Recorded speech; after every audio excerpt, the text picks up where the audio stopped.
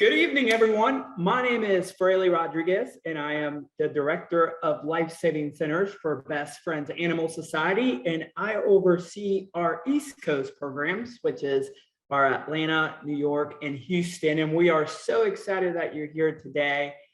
Thank you for joining us on this town hall meeting. Today's topic is the kittens are coming, and we are all preparing our foster program ahead of kitten season.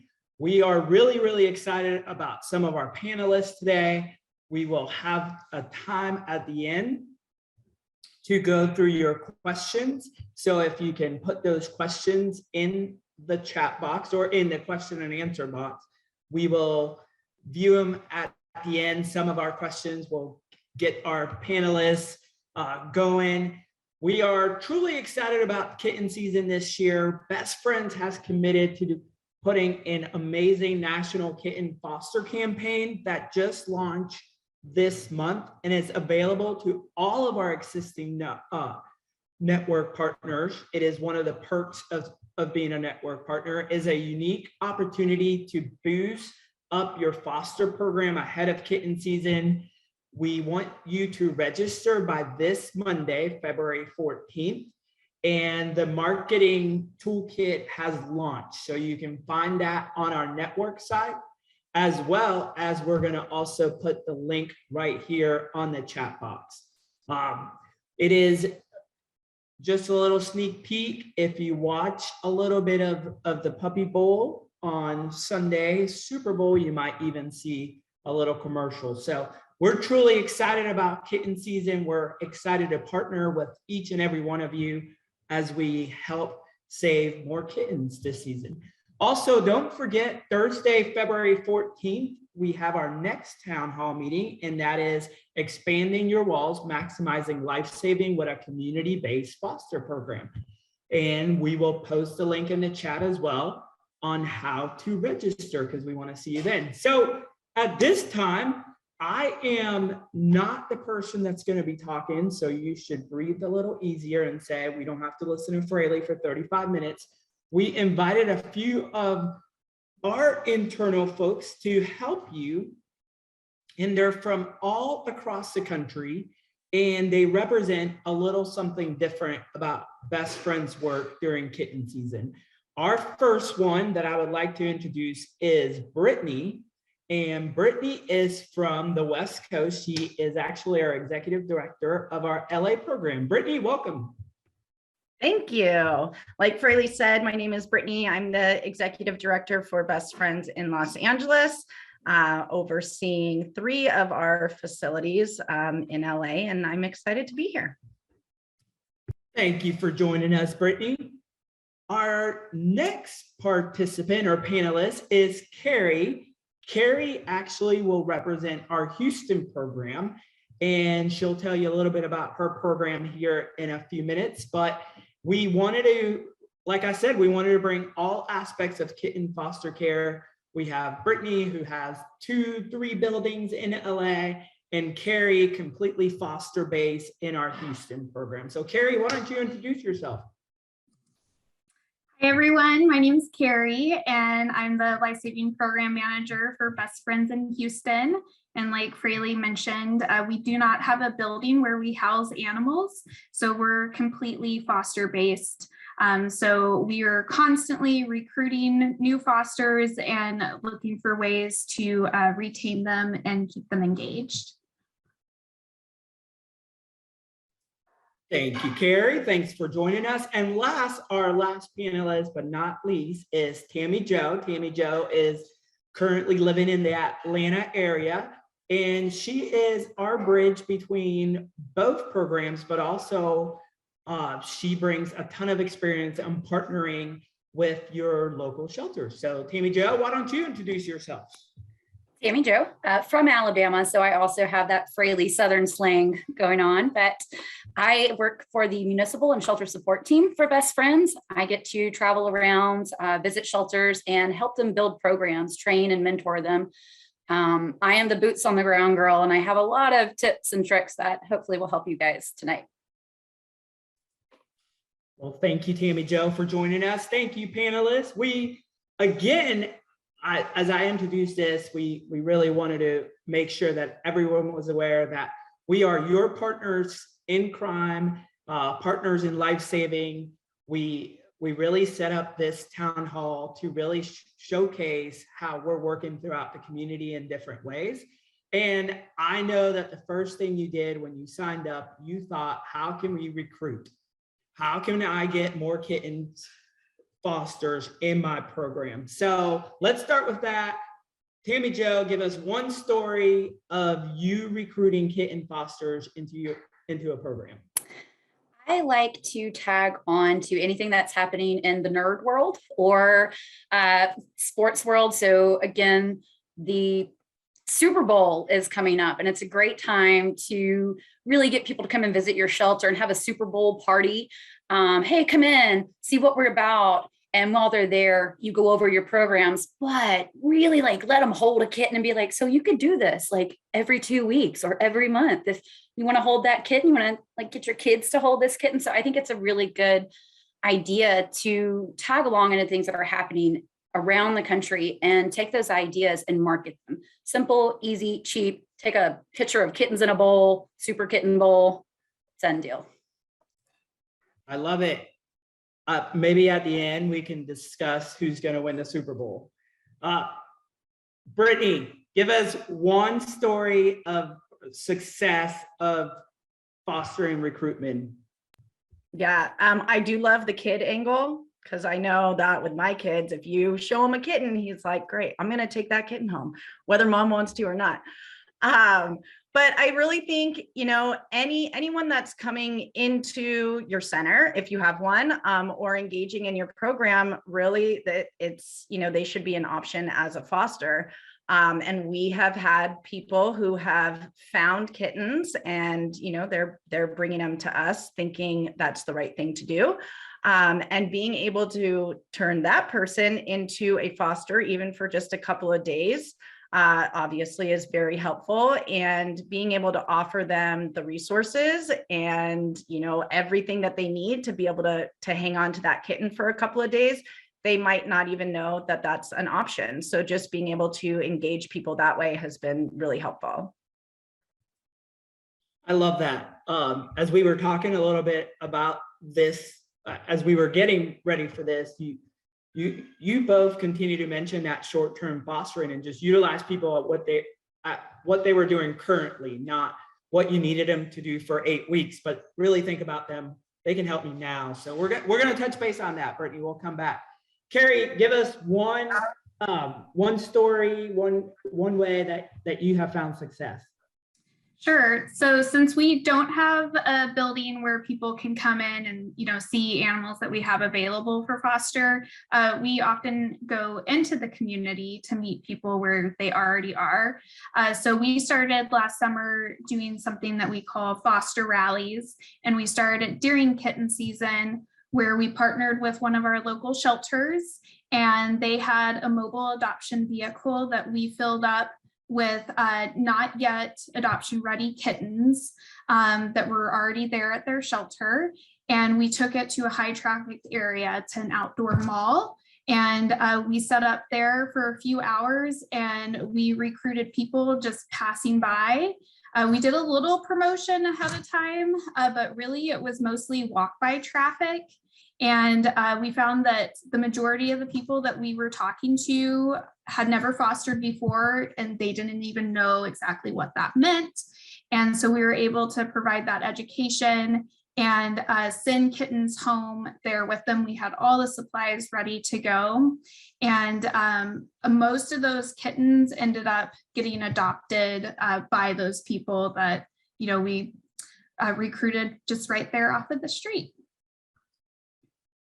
That's a great story. I remember that day because I believe you took 35 and you were nervous that you were going to have to bring 35 back to your house. So I do remember that. One of the things that I have always thought about is we all do kitten showers throughout the nation. And I think sometimes we miss the opportunity of recruiting fosters as they're bringing donations. And I think listening to Brittany's podcast last week, And just a little small plug, make sure you listen to her podcast. But it was really good how the community wants to help, and it's just asking them to help. And I think that's important. So let's talk about communication. And Carrie, I'm going to start with you, because I would say that the first thing people are thinking is, wait, what? You took Kittens to somewhere and you just literally picked a random person to be a foster. So they're nervous now of your program, but how did you communicate? How do you set that communication, that expectation? Yeah, so we do a lot of prep ahead of time. Like I mentioned, we make sure that we have all those supplies with us. And part of that supply list are things like feeding charts, weight charts, and our foster coordinator is also there on site with us.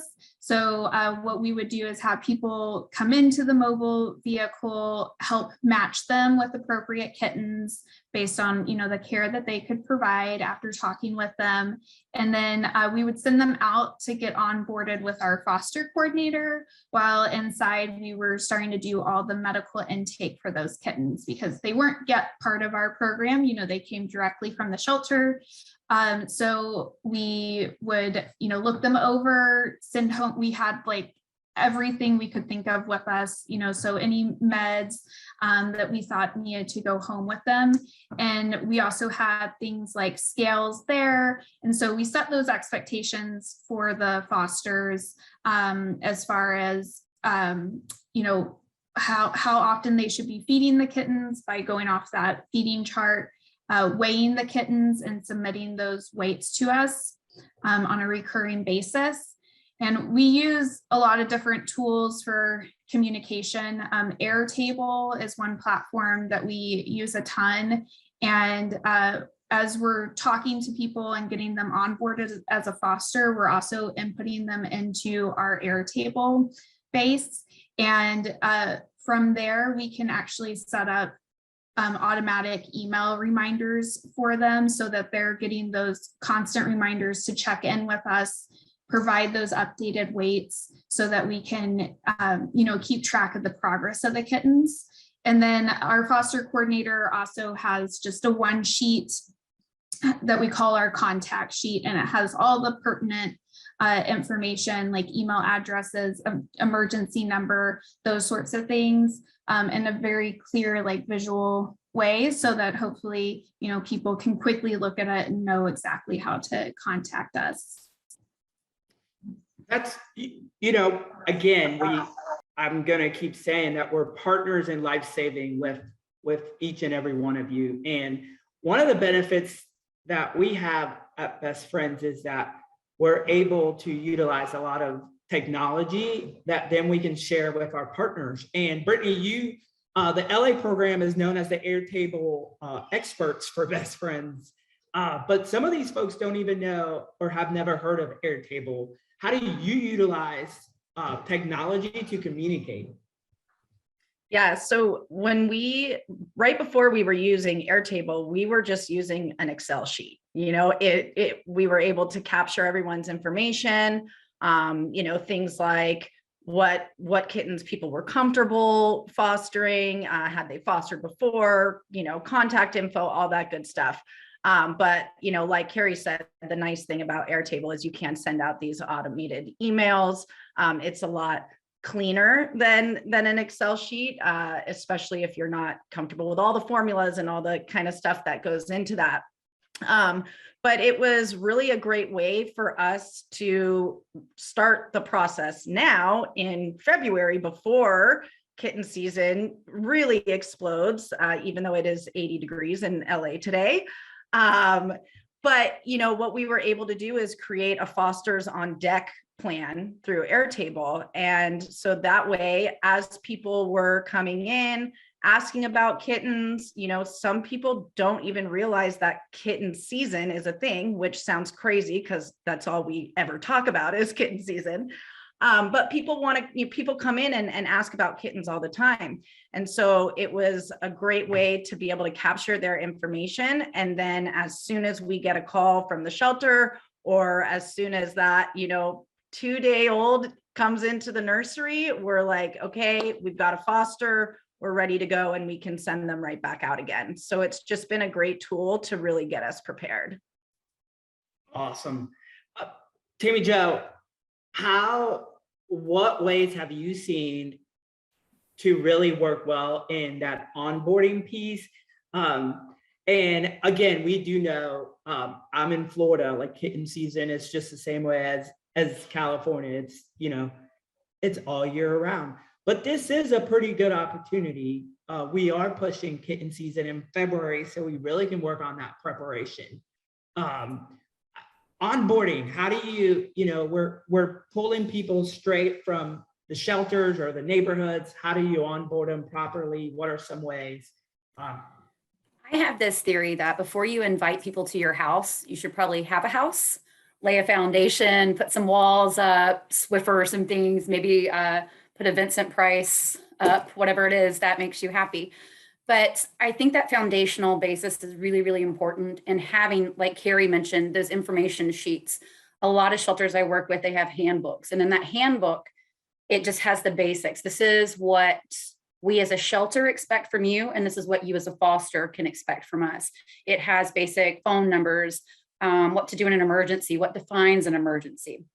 So the handbook is just a basic, hi, welcome to the program.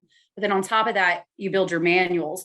And that kitten manual is super important because we know kittens sneeze, they have diarrhea, what is this? And fosters will do the right thing. They're freaking out for the kitten, like, what do I do? And that manual kind of really digs in deep about feeding schedules, what to do if you see this. Is it a red alert? Is it a yellow alert? Is it a green alert? DuPage, they have a great little one sheet that really defines out, this is what red is. This is a red alert. This is what you should do. This is yellow. You can do this, do that. You have options. If it's green, send us an email. We'll get back to you. It's really, really awesome that they lay that out because I think a lot of the times people have fear of fostering because they are terrified of what is going to happen. And as we know, any and everything can, and it will, especially with kittens, but just having, again, those expectations, black and white, ready to hand, ready to go. I think it eases people a little bit. It also will ease the amount of phone calls and texts you get as a shelter. I think there's a shelter I work with also in Florida that they have tableaus set up. And their tableau, same thing. They have, this is what you do here for kittens, this. These kittens are on their way to foster. Are you interested in? And a foster can take and pull, add their name to it. It's a really great program that helps put all of that stuff on an online version of it. So you're not just having to use paperless society these days. Getting there.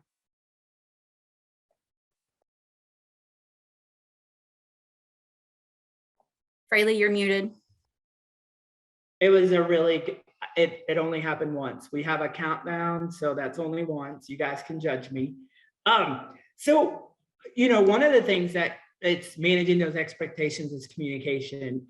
When I first started at Best Friends about a year ago, we had some miscommunication in our program in New York. And I'm telling this story because I think it's sometimes everyone thinks, oh, you have a big building or you have a big extensive program, you have it all figured out. And there was complaints about the fosters and the medical emergencies. And my question was pretty simple. And it's not because I'm a genius. It was just, do the fosters know the expectations? I don't know. We have that manual somewhere, but it's sharing the information. I love that we put it in the chat about the green, red, emergencies. But Brittany, what are some ways that you're handling those medical emergencies, those overnights that we know will happen? Yeah, I think obviously having your SOPs and your protocols and all of that is very important, and setting that foundation so people have an opportunity to ask questions ahead of time. But I remember my first time bottle feeding a kitten, and I was so freaked out. Like, I have 2 human kids, and I'm like, that I can deal with. Kittens were a whole new ball game for me. And so, we've found in LA, being able to triage that stuff and go through the protocols and the SOPs is really helpful, but we have created a really great foster mentorship program where, you know, our long-term fosters or people who have been with the organization for a while have stepped up and volunteered to be mentors for the new fosters that are coming in. And it's really just an additional lifeline when it comes to these new fosters who are doing everything right and they're reading everything and they're still like, I just want someone to tell me it's going to be okay. I read that it's okay, but I want someone to tell me it's okay. And so we've been really lucky, you know, that these foster mentors have stepped up and they, you know, give out their cell phones, their emails, and they're available anytime just to be, you know, that extra little hand in kitten lifesaving. That foster mentorship, you spoke about it on the podcast last week, and I think it's something that we do really well, and that we sometimes in the shelter. And I come from a shelter that we utilize a virtual kitten nursery. That was our marketing tool for increasing our fosters. But utilizing volunteers to mentor other volunteers is something that we sometimes don't think about. So, Carrie, why don't you talk a little bit about how you have used the mentorship program with volunteers that are not even in Houston? Yeah, so we have a national foster mentor program at Best Friends that was created to give volunteers all over the country a way that they could help the mission. And here in Houston, we are somewhat of a newer program, especially when you compare us to like LA, who's very well established. So we're still in the process of, you know, recruiting lots of people. And so we're able to utilize the National Foster Mentor Program and immediately request a mentor as soon as we get a new foster. So no matter what type of animal they're fostering for us, if they're brand new to fostering, we go ahead and just immediately request a mentor for them. And these volunteers are incredibly responsive. They take their job very seriously. You know, it's what they're passionate about. And a lot of them can no longer foster anymore. And, you know, this is their way to still be involved in foster programming. And so the majority, or I would say all the foster mentors that we utilize for the Houston program, none of them actually live in Houston. So they're doing all their mentoring virtually over the phone, you know, email, getting, you know, pictures via text, doing like video calls to, you know, show someone how to hold the bottle right, that sort of thing. So it has saved our foster coordinator so much time so that she can, you know, continue to focus on pulling as many animals as we can into our program.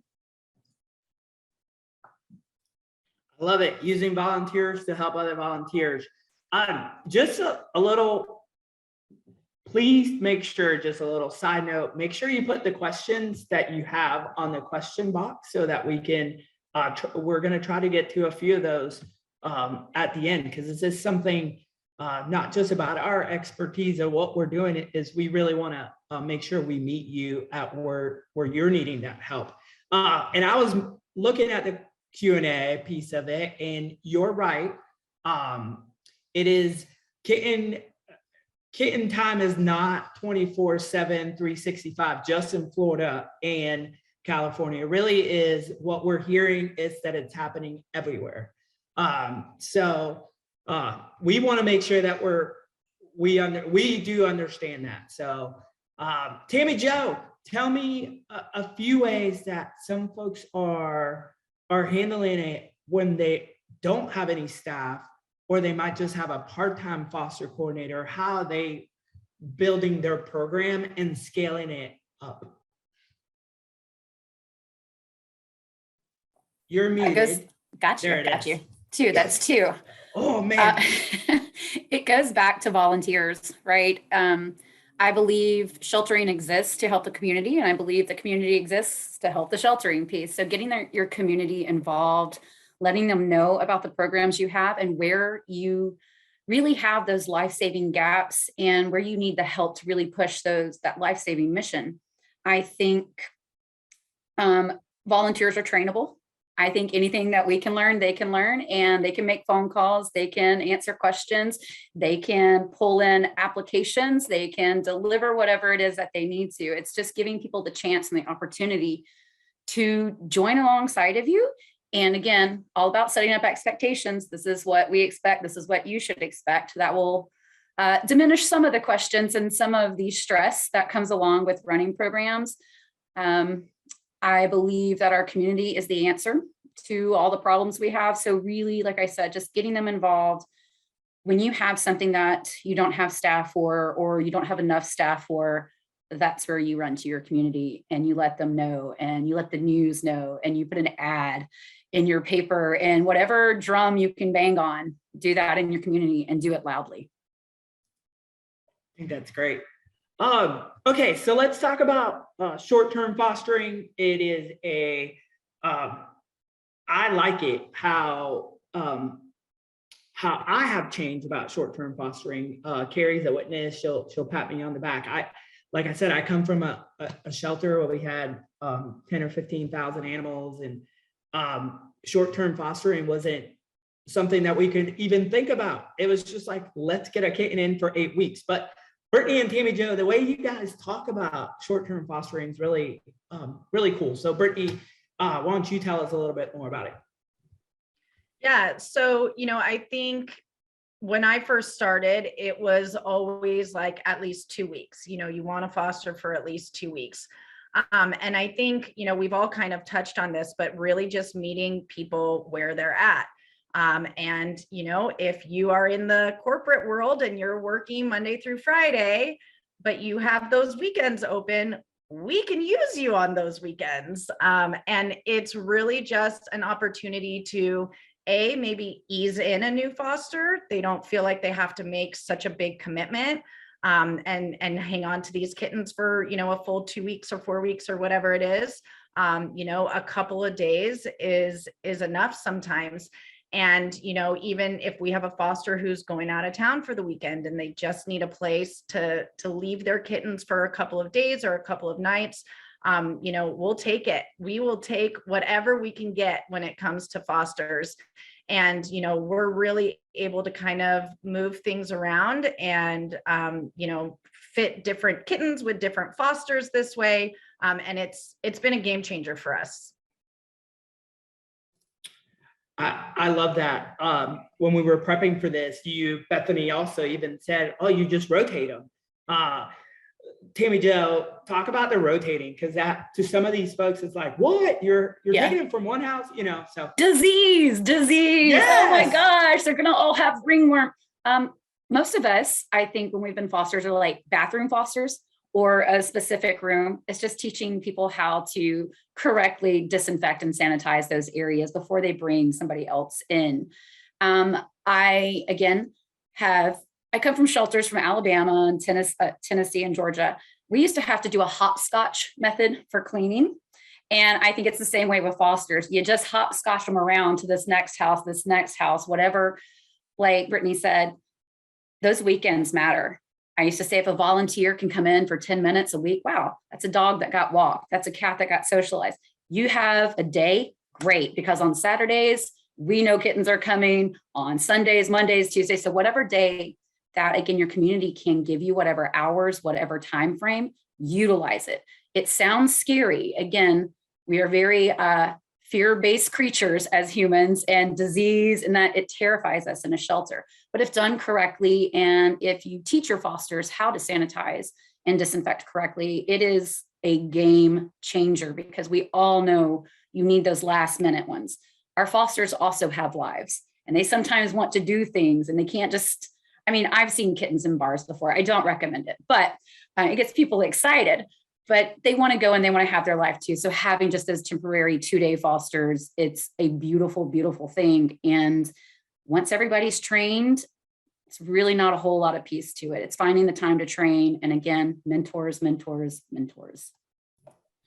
I feel like at some point there's a story about a bar and kittens with Tammy Jo. We'll leave that for the after party, but I feel like there's a story there.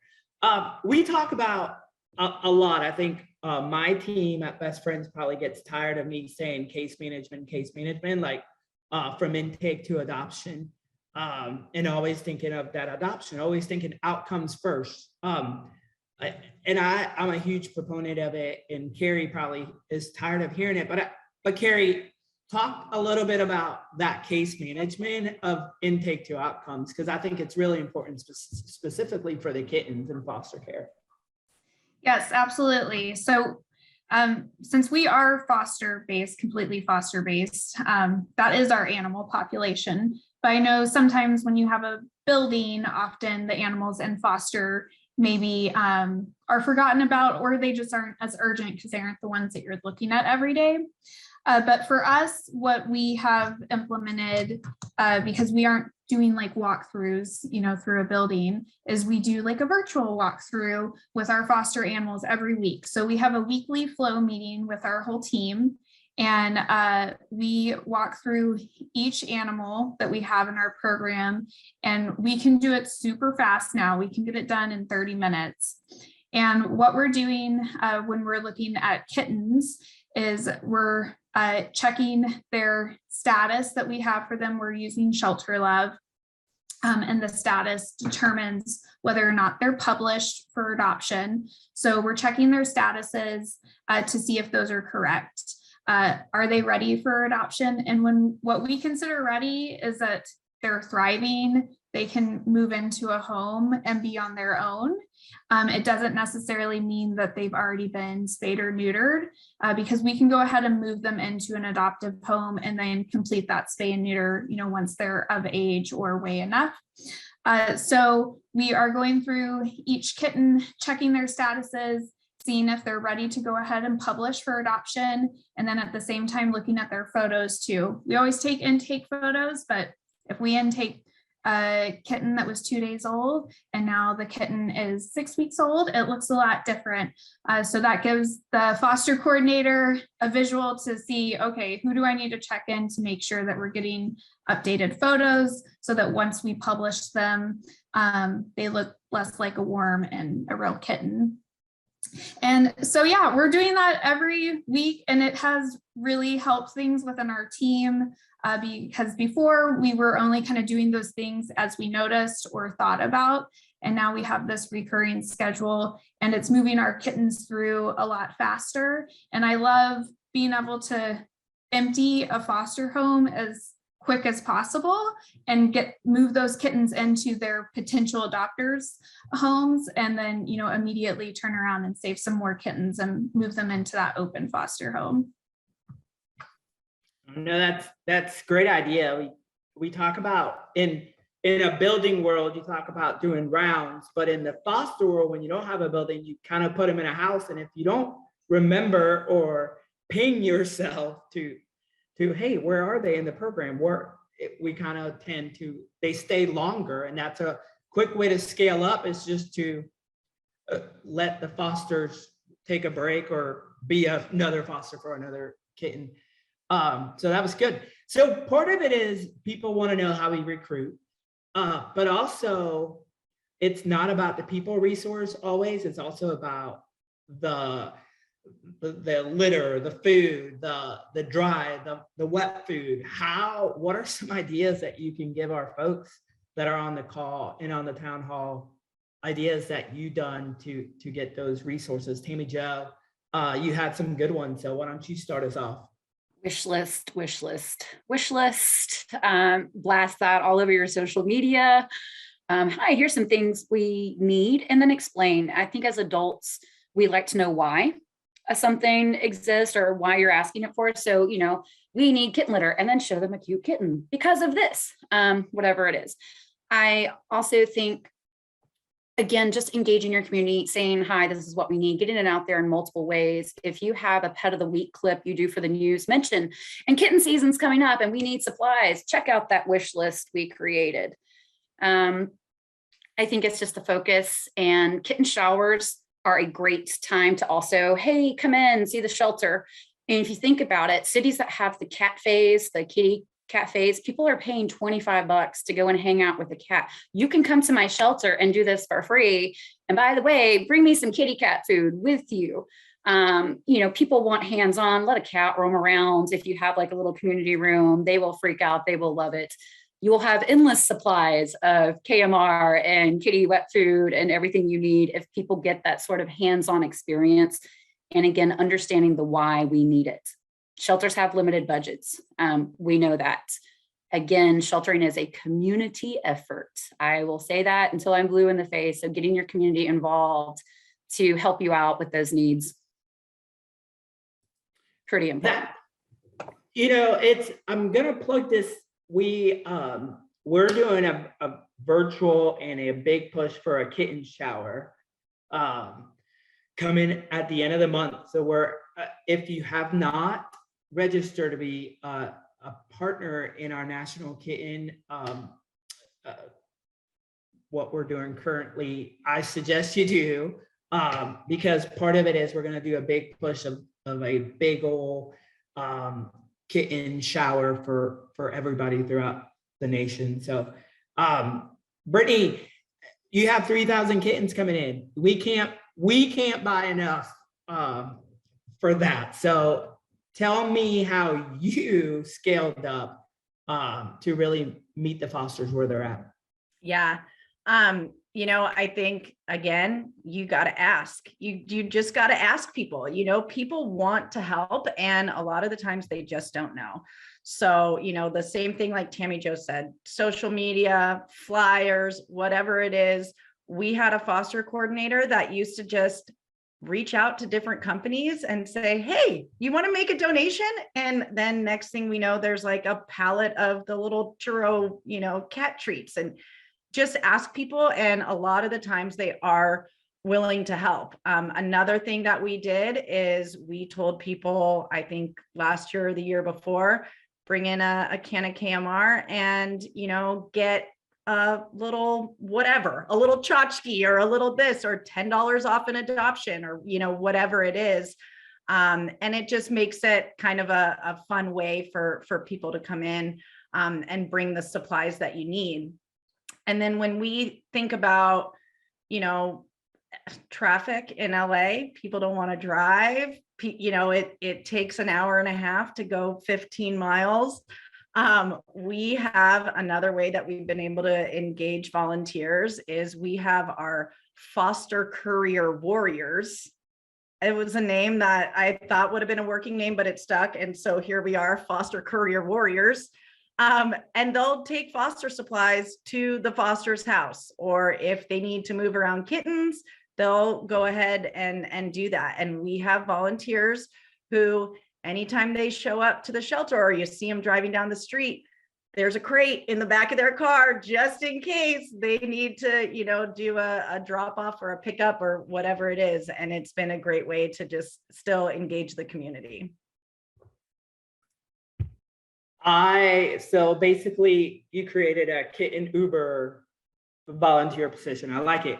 All right. So we are at almost about 30 questions already from the crowd, and we want to get to those. I think that's part of the fun part of doing town halls is inviting the folks to ask those questions. So we want to get to it. But before we start, really quick, I think it's important to also say that sometimes we are a barrier to building our programs or to scaling our programs. So I want you guys to treat me as your counselor for free. So I'll start with Carrie. Tell me one barrier that you were a barrier to fostering and you had to overcome yourself. Go. I would say probably the short-term fostering. That one's been difficult for me to get on the bandwagon, mostly because we don't have a building. So I always worry about, well, what's going to happen, 2 days later. But as we recruit more fosters, that becomes less of an issue. All right, Brittany, you're next. One barrier We are the experts, we can do it better barrier. I think having a building is great and having the nursery is great, but kind of switching our thinking to the community wants to help, let them help. We don't have to be, the ones that know everything. We can share this knowledge and trust that they're going to be able to care for them just as well as we do. I think that's a huge one. People think, oh, we should do a kitten nursery, but when you look at the return on investment, even on the money wise, utilizing fosters will always save more lives. Like it really will. Tammy Jo, one barrier. Background checks. I think if you look at the money you spend for background checks versus how many times something has actually popped up, it doesn't weigh out equal. I think if somebody shows up to your door to help, they're doing it for good reasons. And again, with correct training, correct check-ins on our part, the support that they need, I think you can really funnel that into not having to do background checks. And again, that saves you money. And then you can buy all the KMR and not ask the community. No, ask the community for KMR. We need it. But I think background checks are a huge barrier that a lot of shelters and rescues have in place. Some municipalities have to, but I think that there are some ways that you can kind of change your language to kind of skirt those as well, and get around what that might be as a municipality. But I don't want to say do anything illegal, but check the language and see if you can manipulate it so you have a short-term foster without a background check, because maybe they just want to foster that one day and you spent $20-$60 on a background check and they never show up again.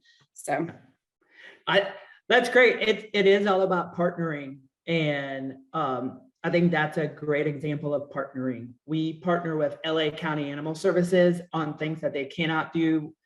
Brittany's team helps them by doing it for them. Carrie does the same thing with our partners in Houston with those large municipal shelters that sometimes have a barrier. She jumps in and does that. So some of the folks that are in this call can actually break down those walls by just partnering with and pulling directly from those shelters. Good.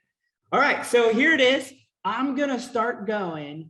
And one of the main questions that we see, and I want you to unmute and go and answer it. So Brittany, we'll go with you. How often do finder fosters beyond, so basically, how often are you converting those people to keep the fosters, to keep the animals that they bring? Without having an exact percentage, which I know is the best friend's way, I should know that. It's actually more than you would expect. Even if it's just a short-term foster, we are generally able to get people to keep those kittens just for a couple of days. So I would say more than you would anticipate. Even one, I would say, save those lives. So I think that's a good way to look at it. All right, so I think out of this question and answer, we might have to do a town hall just on how we utilize Airtable, because people are loving the Airtable. So I will start with, can we share Airtable templates? And maybe, I think this is a good one. Shelter Love and Airtable don't talk to one another, but how do we use it complementary to the software that we currently use? I'll start with Carrie and then Brittany, if you want to jump in. Yeah, so we use both Shelter Love and Airtable. So it's just part of our intake checklist, is getting them into Shelter Love and then adding them to Airtable. And it's something that's also part of our end of day checklist as well. So if we have any animals moving that day, or things that if they've come in for vaccines and things like that, our medical team is usually using Shelter Love to kind of keep track of that and record it so it's there in their records. So part of their checklist at the end of the day is to look at that and then put it into Airtable, because we are also using Airtable for vaccine reminders for our foster homes. So there's a little duplication there of steps that have to be done, but our team has found that the pros that Airtable brings outweighs, having to do some of those steps twice. Brittany. I would say, we view Shelter Love as kind of our internal system. We have all of our medical in there, location, name, all that good stuff, history. And then Airtable we use as our way to get the animals out. We use it as the external. And so, they have been really complementary to each other.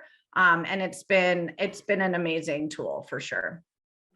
I think that's a great way to look at it. And I never looked at it that way. Sometimes we look at software competing against each other, but the reality is that there's probably not a software that could do both internal and external. And the way you looked at it was really good. It's a good way to look at it. All right, Tammy Jo, this is for you, just for you.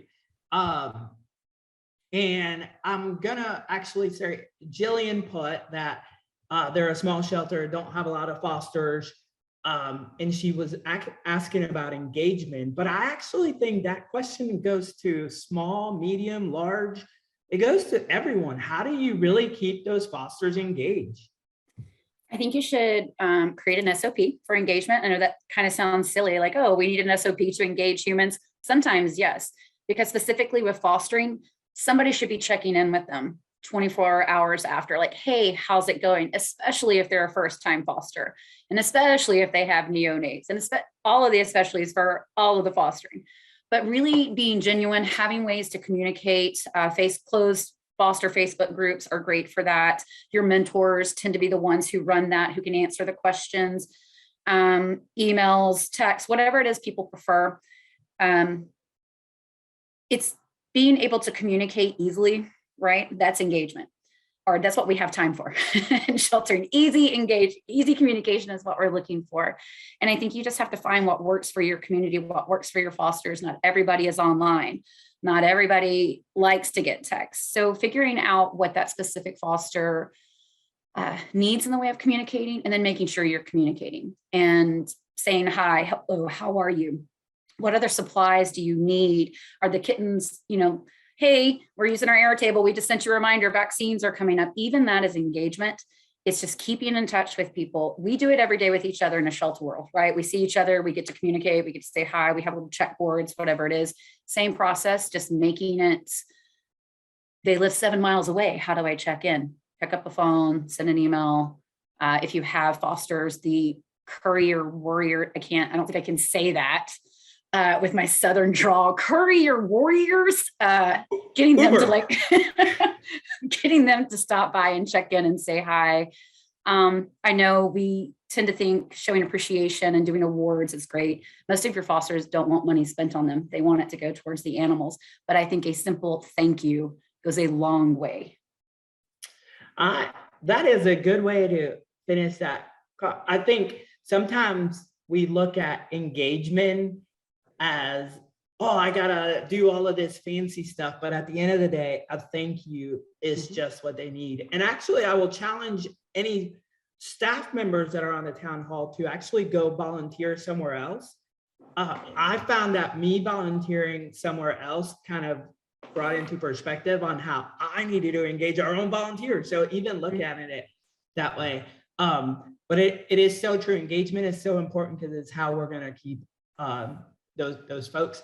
All right, so y'all know that I love anything medical, anything vet-wise. So here we go. This is a good question. How hands-on do you allow your fosters to be? Do you allow them to calculate doses and administer? They even went down to, do you allow fosters to administer vaccines, which I'm gonna do a little asterisk, like that sometimes not allowed from state to state, but go right ahead. Who wants to? Tammy Jo, you look ready to go. How hands-on? Only because I forgot to mute myself. I think, again, like I said earlier, most of your fosters are human, correct? They can be trained. So it's just delivering that training, really making sure that, again, you're following up, you're checking in. How did any of us learn to do that? Somebody taught us. So we can also teach our fosters, and again, setting up expectations, follow through, support. Good. Carrie, you want to follow up with that, or? Yeah, I mean, I agree. As long as we're setting them up for success, by providing the appropriate training and support that they need to be able to do those things, I don't see why not. All right, I'm just going down the line, up, down, left, right, and asking. So,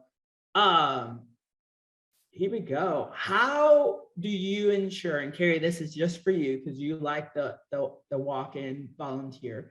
How do you really ensure that they're going to be those walk-in volunteers that you never met are good fosters? And I love this because it's really not about the volunteer foster, it's about you. I trust people. I assume that most people want to do the right thing.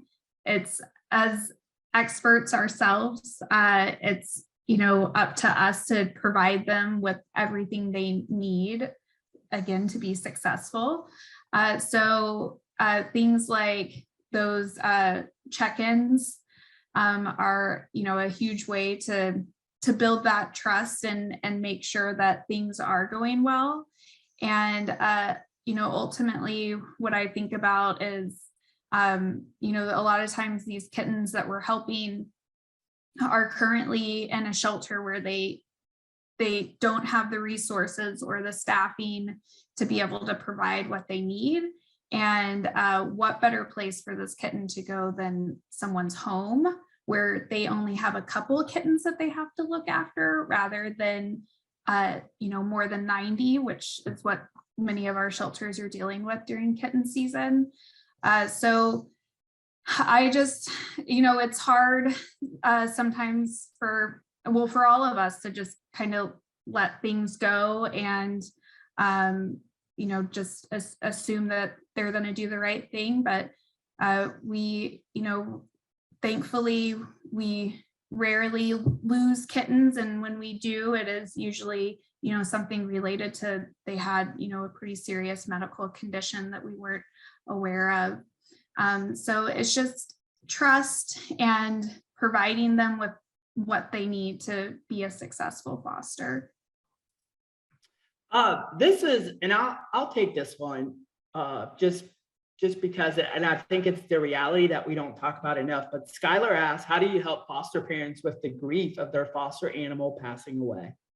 And she put, we have lost many fosters who have fear that they would lose more animals. I actually think, we started a program at Best Friends. It was a satellite foster program where we had no building in a certain town or county in Florida. And what we saw was in 2021 was we saw a lot of kittens come in and not as healthy as they might have been. And I feel like I experienced that in 2021 more than in years past.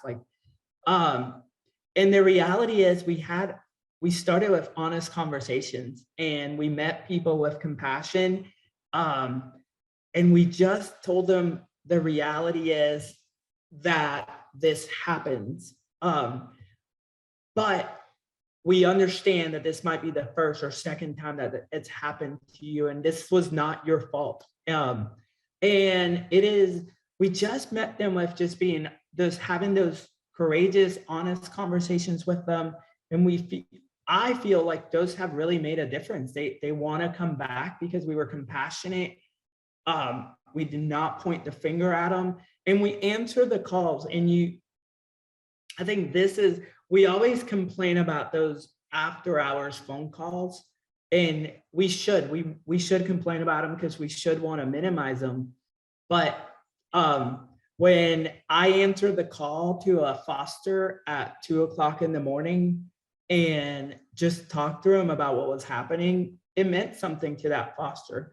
Especially when I said, I haven't answered an emergency foster call in 10 years. So you and I are going through this at the same time. So I would say just being honest and meet them and be compassionate. Just realize that they're just human, just like you. All right. So Jaden asked this one, and I think Brittany, you guys use Slack. So I thought this was perfect. But do you have any suggestions on another way to communicate with a group of fosters besides Facebook? They're looking at utilizing Slack to communicate with fosters. So that's actually a pretty good idea. So anyways, you use Slack, so go. Yeah, we love Slack. I think we use a ton of different things now that I'm thinking about it. But yeah, Slack we use to communicate with the different shelters. We use it to communicate with the coalition. The nice thing about Slack is you can have a bunch of different channels. So we have, our South LA channel for that shelter. We have our kitty committee. We have our steering committee. We have all of these different things. And it's a great way to have like real-time conversation with people. And it's been kind of a game changer because Facebook, I think especially right now, people don't want to spend a lot of time on Facebook. I can say I am Facebooked out. People take their social media breaks all the time for good reason. Adding another group or adding another this or that can be challenging. And so Slack has been a really awesome way to communicate with a bunch of different groups. You can catch Brittany not on Facebook, but on TikTok, just letting you guys know.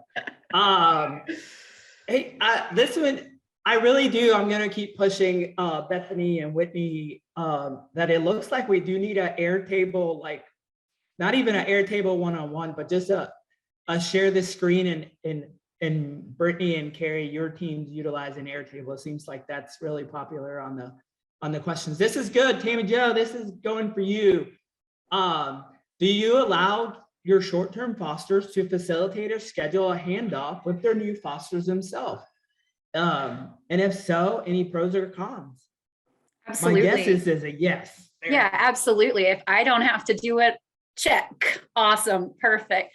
It's just making sure if they are doing the handoff that the supplies continue to follow through, that foster has had the training that they need for whatever that particular kitten is. Pros, you don't have to do it. They did it. Cons, I see none.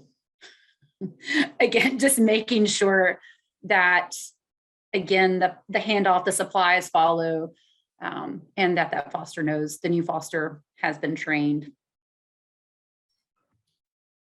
I have to give all of our folks that are on this call awesome kudos. Your questions are literally on point, and I'm loving it putting our panelists on the spot. So this is a good one for on the spot. Sandra asks, the state of Colorado requires that we do a home inspection of every foster prior to fostering. Any suggestions for making this less of a barrier to getting fosters? I feel like Tammy Jo, because you're from the state of Georgia. Just chomping at the bit. So Georgia also has that stipulation for their fosters. I currently reside in Atlanta, so I feel you. What is so great about technology are the cameras these days. My phone takes better photos than most Kittens out there, right? It's gorgeous. You can have them take their phone and move it around their house, show the outside box checked. You can also train other fosters to do home checks in that same manner. You can also have, Google search it, do whatever those definition, ordinance, policy for your county, city, state are. Check the language and make sure that it says, should and not a maybe. If it says maybe you should do a home check, don't do it. But finding other ways and using technology and volunteers and other fosters to do those for you, that will take a lot off of your plate. And in Georgia, I don't think it says it has to be a staff member. So I knew that she was just going to jump on that just because where she's from. And yes, someone asked if we use Zoom. We use Zoom and virtual for everything. For adoptions in our East program, if anybody wants to adopt a kitten, we do virtual meet and greets. It's a kitten. So we use Zoom for a lot of stuff. I forgot to say, sorry, I wanted to add, I forgot to say changing your language also to it's a temporary adoption versus a foster, can kind of get you out of that boat, but be careful with that and check with your legal team. Hey, listen, one last one, and I think I see this a lot on the Q&A. So we'll all three of y'all really quick. One suggestion, one piece of encouragement, one positive thing for the folks that are on this town hall on just how they can increase life saving. Because that's really why we're all here, why we signed up, is because we really all want to save more kittens. So I will put Tammy Jo on the spot because she loves me. So and I just made up, you know. So first of all, everyone who's on this call, I want to commend for doing what you do. You are that front line. You are the ones really helping your community and helping the animals in your community. And that is it right there, right? That's everything that we got involved in animal welfare and animal life saving to do.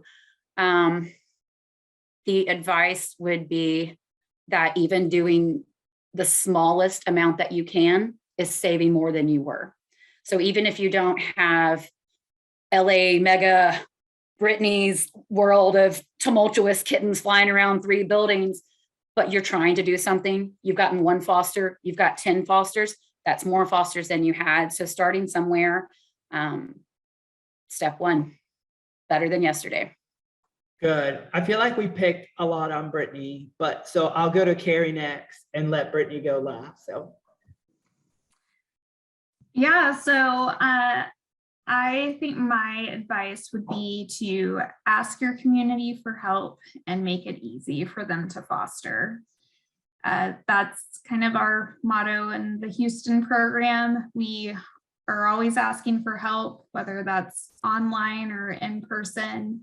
And we try to break down as many barriers as we can to make it super easy for people to help us. All right, Brittany, one piece of advice. Give yourself some grace. This is hard. It is a hard job. We all know that, and it can be really, really tough. Allow yourself to make mistakes. None of us up here as panelists are perfect or have it all figured out, far from it. Allow yourself to make some mistakes and then build from there.